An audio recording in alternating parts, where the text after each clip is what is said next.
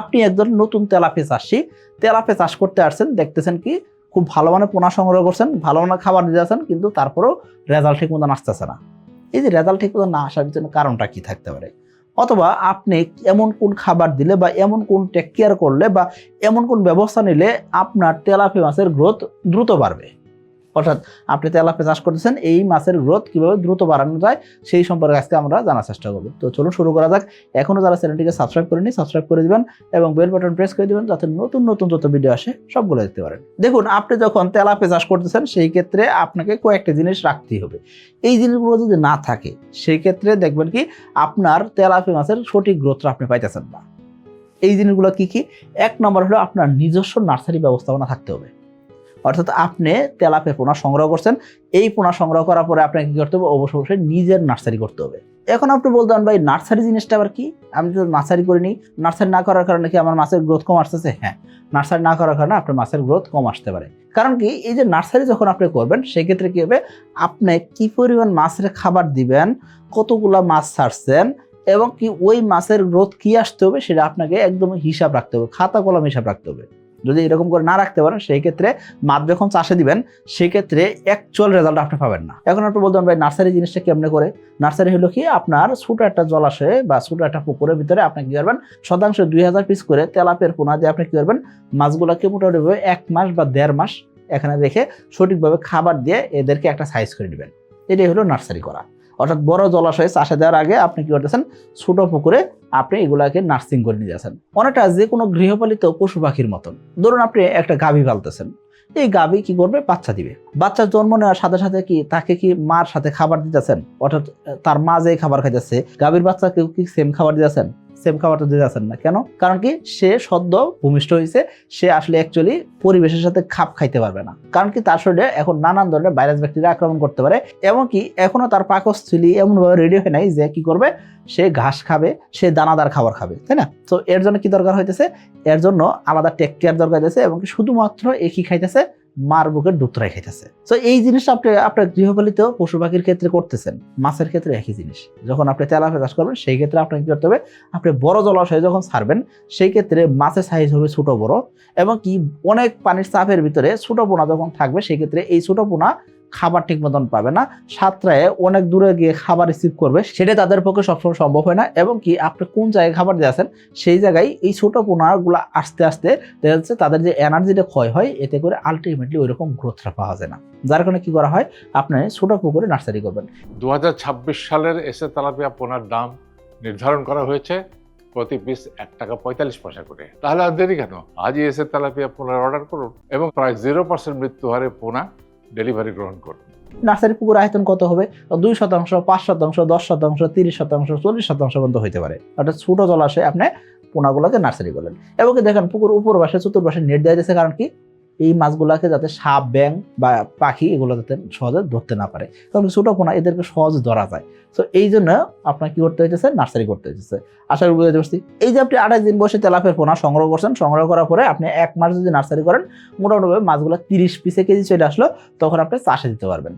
অর্থাৎ 30 পিসে কেজি আসার আগ পর্যন্ত মাছগুলোকে একটা জায়গায় রাখছেন, এটাই হলো নার্সারি করা। আশা করি বুঝতে পারছি। এখন আপনি বলবেন হ্যাঁ ভাই নার্সারি করা জিনিসটা আমি বুঝছি, কিন্তু আমি নিজে নার্সারি না করে অন্য কারোর থেকে যদি নার্সারি করা পোনা কিনে নিয়ে আসি, সেই ক্ষেত্রে সে আপনাকে অ্যাকচুয়াল মনোসেক্স তেলাপিয়ার পোনা দিচ্ছে কিনা সেটার কিন্তু গ্যারান্টি পাচ্ছেন না। 1 নাম্বার সমস্যা। এখন আপনি বলতে পারেন ভাই মনোসেক্স তেলাপিয়া হইতে হবে কেন? মনোসেক্স তেলাপিয়া হইতে হবে 2টা কারণে। 1 নাম্বার ভালো গ্রোথ পাওয়ার জন্য। আপনি বলতে পারেন ভাই মনোসেক্স তেলাপিয়া হলে ভালো গ্রোথ হবে? হ্যাঁ, মনোসেক্স তেলাপিয়ার কনসেপ্টটা কি, সকল পুরুষ তেলাপিয়া। সকল পুরুষ তেলাপিয়া কেন? কারণ কি মহিলা তেলাপিয়ার তুলনায় পুরুষ তেলাপিয়া 20 থেকে 30% বেশি বৃদ্ধি হয়। অর্থাৎ একই খাবার খাইলো, একই সমান সময় দিলেন, মহিলা তেলাপিয়া যদি 100 গ্রাম হয়, পুরুষ তেলাপিয়া 120 থেকে 130 গ্রাম ওজন বাড়বে।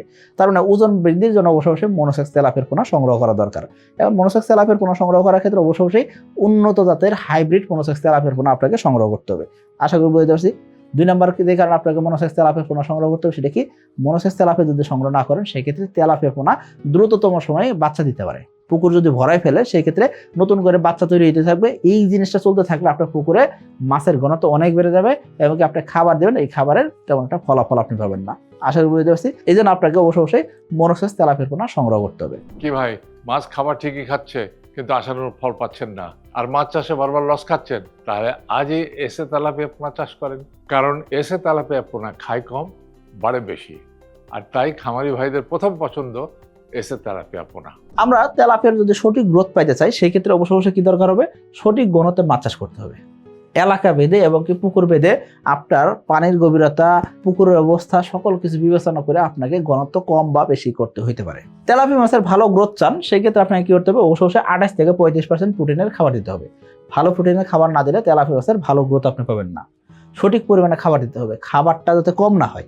তেলাপিয়া মাছের যেই পরিমাণ গ্রোথ আসার দরকার সেই গ্রোথের জন্য আপনাকে ওই পরিমাণ খাবার দিতে হবে। সো আপনি যদি খাবার কম দেন সেই ক্ষেত্রে গ্রোথ কম আসবে, খাবার যদি বেশি দেন সেই ক্ষেত্রে আলটিমেটলি পুকুরের পরিবেশ নষ্ট হবে। এখন আপনি বলতে পারেন ভাই এই যে সঠিক পরিমাণে খাবার দেওয়ার বিষয়টা এটা আমরা বুঝবো কেমনে বা জানবো কেমনে? এই জিনিসের জন্য আমরা কি দিয়েছি, সাকিব এগ্রোটেকের এসে তেলাপিয়া পোনা যখন সংগ্রহ করবেন সেই ক্ষেত্রে আমরা একটা গাইডলাইন বই দিয়েছি। গাইডলাইন বইতে কিন্তু আপনি ডিটেল পেয়ে যাবেন, কত বেলা খাবার দেবেন, কতটুকু খাবার দেবেন, আপনার মাছের বয়স এইটুক, আপনার মাছের ওজন এতটুক, এখন আপনাকে কতটুকু খাবার দিতে হবে, A to Z আপনি পেয়ে যাবেন। এর পাশাপাশি আপনি যে কোনো সমস্যায় আমাদের সাথে অবশ্যই যোগাযোগ রাখতে পারতেছেন, যার কারণে কিন্তু আমাদের এসে তেলাপিয়া খামারিরা মাছ চাষে বেশি সফল হইতেছেন। তো আপনি যদি সফল খামারি হতে চান সেই ক্ষেত্রে একবার হলেও আপনার এসে তেলাপিয়া চাষ করা উচিত। এখন এই যে আপনি সঠিক পরিমাণ খাবার দিলেন তাহলে সঠিক রেজাল্টটা আসবে আশা করা যায়। এবং কি করতে হবে, খাবারটা দিয়েছেন, খাবার অনেক সময় কি হয় বদ হজম হয়, বা এই যে উচ্চ প্রোটিন সমৃদ্ধ খাবার দিয়েছেন অনেক সময় এই খাবারটা হজম হয় না, যার কারণে আপনি কি করবেন, প্রতি 15 দিনে একবার আপনি কি করবেন, এনজাইম খাওয়াবেন। এখন আপনি বলতে পারেন ভাই এনজাইমটা কি? এনজাইম হলো মাছের বদ হজম হওয়া বা মাছের খাবার অরুচি হলে বা মাছের যদি পেট ফুলে যায় অথবা মাছ যদি সুতার মতন পায়খানা করে এইসব সমস্যার সমাধানটা করে এনজাইম। এর পাশাপাশি প্রতি 15 দিন অন্তর অন্তর আপনি 2 দিন ভিটামিন সি খাওয়াবেন। এতে করে দেখবেন কি মাছের কালার উজ্জ্বল হচ্ছে এবং কি মাছের খাবার প্রতি রুচি বাড়তেছে। এবং কি আপনাকে অবশ্যই কি করতে হবে, পুকুরে পানি সবুজ রাখতে হবে। এই কয়টা জিনিস যদি কোনো খামারি করতে পারেন আশা করা যায় যে আপনার মাছের রেজাল্ট আসবে। এখন আপনি বলতে পারেন ভাই আরো তো অনেক জিনিসপত্র আছে, যেমন হয়তো পুকুরে আয়তন, পুকুরে পানির গভীরতা, এবং আমি যে পদ্ধতি চাষ করতেছি সেই চাষ পদ্ধতি, পাশাপাশি আমার এলাকায় কি সাইজের মাছ বিক্রি হয়, ওই সাইজের মাছের জন্য কি ঘনত্ব দিতে হবে, এরকম অনেক জিনিসপত্র আছে। কিন্তু মুদ্রা কথা হলো কি আপনার ভালো মানের পোনা দরকার হবে, অবশ্যই নার্সারি নিজের করতে হবে, সঠিক ঘনত্বে মাছ চাষ করতে হবে, সঠিক মানের খাবার দিতে হবে এবং কি সঠিক পরিমাণে খাবার দিতে হবে। পাশাপাশি কি করতে হবে, গ্রোথ বাড়াতে চাইলে আপনি প্রতি 15 দিন অন্তর অন্তর এনজাইম খাওয়াবেন এবং কি ভিটামিন সি খাওয়াবেন। এর পাশাপাশি পুকুর পানির সবুজ রাখতেই হবে। এই জিনিসগুলো যদি আপনি করেন অনেকটাই আপনার মাছের রেজাল্ট ত্বরান্বিত হবে, অর্থাৎ রেজাল্ট আস্তে আস্তে বৃদ্ধি হবে। আমরা যখন যে কোনো মাছ চাষ করি সেক্ষেত্রে হঠাৎ করে মাছের যদি গ্রোথ থেমে যায় আমরা নানান ধরনের মেডিসিন ব্যবহার করি এবং কি না বুঝে আমরা মেডিসিন ব্যবহার করি। এই মেডিসিনটা আসলে দরকার হয় না। তেলাপিয়া চাষের ক্ষেত্রে দরকার কেন হয় না, মাত্র 4 মাসে মাছ বিক্রি হয়, এই 4 মাসের ভিতরে আপনার মাছের লিভার টনিক দেওয়ার দরকার নেই। আমাদের যারা এসে তেলাপিয়া চাষে আছেন তারা কখনোই লিভার টনিক ব্যবহার করেন না বা লিভার টনিক তাদের দরকার হয় না। কেন দরকার হয় না, কারণ 4 মাসে মাছ বিক্রি হবে। 4 মাসে মাছের লিভারে কি এমন সমস্যা তৈরি হবে, 4 মাসের ভিতরে আবার 1 মাস নার্সারি পুকুরে থাকবে, 3 মাস চাষের পুকুরে থাকবে, আলটিমেটলি এই মাছগুলোর তেমন কোনো সমস্যা হয় না। আর এর বাইরেও তেলাপিয়া মাছটাকে বলা হয় গার্বেজ ফিশ, এ যে কোনো পরিবেশে টিকে থাকতে পারে। তো আপনি একে যখন বাণিজ্যিক আকারে চাষ করবেন সেক্ষেত্রে অবশ্যই কিছু নিয়মকানুন মেনে যদি চাষ করেন সেক্ষেত্রে কিন্তু অনেকটাই সমাধান পাওয়া যায়। আমার এরকম একটা গল্প মনে আছে, 2023 সালের কথা। আমাদের একজন এসে তেলাপিয়া খামারি উনি ফোন দিয়েছেন, ফোন দিয়ে আমাদের স্টাফদের বলতেছেন যে ভাই আমার মাছে তো এই রোগ হয়েছে, তো রোগের জন্য আমাকে অমুক কোম্পানির রিপ্রেজেন্টেটিভ এসে আমাদের কি দিয়ে গেছে, এই ওষুধটা রেখে দিয়েছে। ওষুধের বিলের কাগজ দেখে আমার স্টাফরা অবাক হয়েছেন, তারা আমার কাছে নিয়ে আসছেন, স্যার উনি মাছ চাষ করতেছেন 20,000 তেলাপিয়ার জন্য, ওনার ওষুধ লাগবে 53,000 টাকা আগামী 4-5 দিনের জন্য। আমি অবাক হয়ে গেছি, 4-5 দিনে 53,000 টাকার ওষুধ খাওয়াবে, এই খামারে লাভ করবে কিভাবে?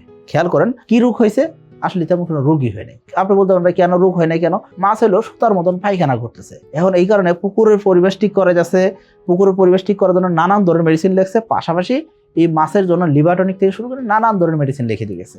এখন 20,000 মাছরে উনি 4 দিনে 5 দিনে কি করবেন, 53,000 টাকার ওষুধ খাওয়াবেন। এই এসে তেলাপিয়ার খামারের সাথে আমি নিজে ফোনে কথা বললাম যে ভাই বলেন দেখি সমস্যাটা কি।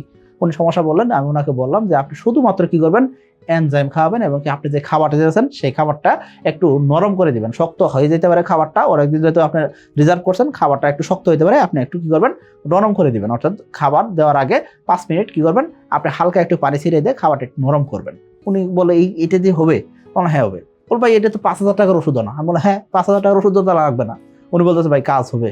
আমি অবাক হয়ে গেছি যে উনাকে বুঝাইতে পারতেছিলাম না। কেন? কারণ উনি একজন মুরব্বী মানুষ, ওনার বুঝতে একটু কষ্ট হইতেছিল।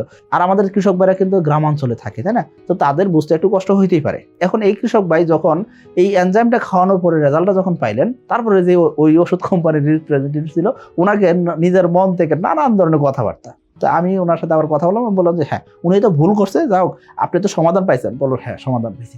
দেখুন ছোট ছোট জিনিসের জন্য আপনি অনেক বেশি খরচ করেন, কারণ কি ইমোশনাল হয়ে যান। মাছ এই সমস্যা হয়েছে, তার মানে হয়তো বা আপনার মাছের লাভ হবে না। আর বাবা এত টাকা খরচ করা আসলে দরকার হয় না। আশা করি বুঝতে পারছি। তো আপনি যে কোনো মেডিসিন ব্যবহার করার আগে অবশ্যই চিন্তা ভাবনা করবেন। এবং অনেক খামার আবার কি করে ফেলেন যে অ্যান্টিবায়োটিক ব্যবহার করে ফেলেন। সো আপনার পুকুরে আসলে মাছের জন্য অ্যান্টিবায়োটিক দরকার কিনা সেটা না বুঝে না জেনে আপনি অ্যান্টিবায়োটিক ব্যবহার করবেন না। অ্যান্টিবায়োটিক ব্যবহার করলে মাছের গ্রোথ আরো উল্টা থেমে যায় বা গ্রোথ আস্তে আস্তে কম আসে। সেই জিনিসটা আপনাকে মানতে হবে বা সেটা আপনাকে দেখতে হবে। মার্চ এবং এপ্রিল মাসের মধ্যে এসএ তেলাপিয়ার পোনা অর্ডার করলেই 2 জন সৌভাগ্যবান ব্যক্তি পাচ্ছেন পবিত্র উমরা হজ পালনের সুবর্ণ সুযোগ। আর লটারির লাইভ ড্র হবে 1 মে 2026। এর পাশাপাশি অনেক খামারে আছেন মুরগির লিটার ব্যবহার করে মাছ চাষ করেন। এসব আমরা নিষেধ করে থাকি, গভর্নমেন্ট থেকে নিষেধ করা আছে। তো আমি বলবো আপনাকে মুরগির লিটার ব্যবহার থেকে বিরত থাকতে হবে। পাশাপাশি নিম্নমানের খাবার দিয়ে আমরা অনেকে তেলাপিয়া চাষ করতে চাই, আবার ভালো গ্রোথও চাই, সেটাও করা যাবে না। কারণ কি আপনি যে কার্যত মাছ চাষ করতেছেন সেই খাবার দিয়ে আপনি তেলাপিয়া চাষ করতে চাইতেছেন, এটা সম্ভব না। কারণ কি কার্যত মাছের খাবার দিয়েছেন আপনি 22%, 23%, 24% সর্বোচ্চ 25-26% দিতে বলা হয় যদিও, কিন্তু আমরা বেশিরভাগ খামারে 22% বা 23% সর্বোচ্চ দিই, এর বেশি দিতে চাই না। অনেক খাবার আছেন 16% প্রোটিনেরও কার্যত মাছের খাবার দিয়ে থাকেন। ওই সব খাবার দিয়ে তেলাপিয়া চাষ করে আপনি সফল হতে পারবেন না বা মাছের গ্রোথ আসবে না। আশা করি বুঝতে পারছি। তেলাপিয়া চাষের ক্ষেত্রে অবশ্যই 28 থেকে 35% প্রোটিনের খাবার দরকার হবে। এবং কি আপনাকে কি করতে হবে? অধিক ঘনত্ব পরিহার করতে হবে। এই সব জিনিস যদি আপনি না করতে পারেন সেই ক্ষেত্রে তেলাপিয়ার ভালো গ্রোথ আপনি পাবেন না। দেখুন আমরা কথাই নয় কাজে বিশ্বাসী। আমরা এরকম অসংখ্য এসে তেলাপিয়া খামারি তৈরি করছি, যারা সফল খামারি, যারা একবার এসে তেলাপিয়া চাষ করছেন, দীর্ঘমেয়াদী চাষ করতেছেন, একই পুকুরে বছর 2বার 3বার 4বার পর্যন্ত তেলাপিয়া চাষ করতেছেন। সো আপনিও যদি এরকম এসে তেলাপিয়া খামারি হইতে চান, ভালো গ্রোথ পেতে চান, সেই ক্ষেত্রে ভালো মানে পোনা দিয়ে আপনি সঠিকভাবে নার্সারি করে সঠিক ঘনত্বে মাছ চাষ করেন, সঠিক নিয়মে চাষ করেন, ইনশাআল্লাহ দেখবেন কি ভালো রেজাল্ট পাইতেছেন। আর আপনার জন্য বাড়তি কোনো মেডিসিনের দরকার হবে না। আশা করি আপনাকে বুঝতে পারছি। সকলে ভালো থাকবেন, সুস্থ থাকবেন। আসসালামু আলাইকুম।